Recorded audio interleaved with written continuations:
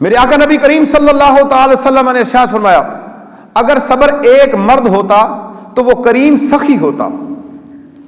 اگر اس کو شکل و صورت دے دی جاتی اس صبر کو اور وہ سخی مرد ہوتا اور اللہ تعالیٰ کسی بندے سے بھلائی کا ارادہ فرماتے ہیں یا محبت کا معاملہ کرتے ہیں تو اس پر مصائب و آفات ڈالی جاتی ہیں. اور جب وہ دعا کے لیے پکارتا ہے تو فرشتے کہتے ہیں اے اللہ یہ آواز تو جانی پہچانی معلوم ہوتی ہے.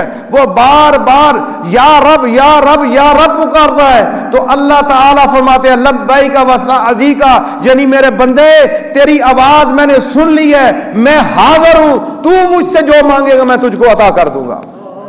مصیبت میں دعا کا مانگنا، کبھی بھی یہ نہیں کہنا کہ میری دعا قبول نہیں ہوتی. میرا کریم رب ہر ایک کی دعا کو سنتا ہے، قبول کرتا ہے، روک بھی لیتا ہے. بچہ چھوٹا کھیل رہا ہو، اگر اس کے ہاتھ میں چھری آ جائے ماں دوڑتی ہے فوراً اس سے چھین لیتی ہے، بچہ رونا شروع کر دیتا ہے کہ اس سے چھری چھین لی، کیونکہ اس کو پتا نہیں کہ یہ چھری اس کے ہاتھ کو کاٹ سکتی ہے، اس کے حلق کو کاٹ سکتی ہے.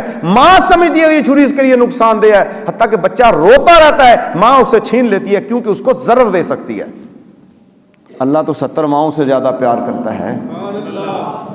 اللہ کی محبت کو ناپا تولا نہیں جا سکتا. دنیا کی ہر محبت غرض والی ہے، اللہ کی محبت میں غرض نہیں. اللہ سے محبت کرو اللہ عطا کرے گا، اللہ سے اور محبت کرو اللہ اور عطا کرے گا، اللہ سے اور محبت کرو اللہ اور عطا کرے گا، حتیٰ کہ اسے اپنا محبوب بنا لے گا. فرشتوں میں اعلان کر دے گا اے میرے فرشتوں تم گواہ رہو، یہ بندہ مجھے پکارتا رہا مصیبت میں تکلیف میں مجھے آوازیں لگاتا رہا، تم گواہ رہو میں نے اسے محبوب بنا لیا ہے. پوری جنت میں پوری دنیا کے اندر اعلان کر دو یہ بندہ میرا محبوب ہے. اس سے بڑی کیا چیز چاہیے، اس سے بڑا کوئی تحفہ ہے؟ مزید ویڈیوز دیکھنے کے لیے محمدی رونی قافلہ کے آفیشیل چینل کو سبسکرائب کریں اور بیل آئیکن کو پریس کریں.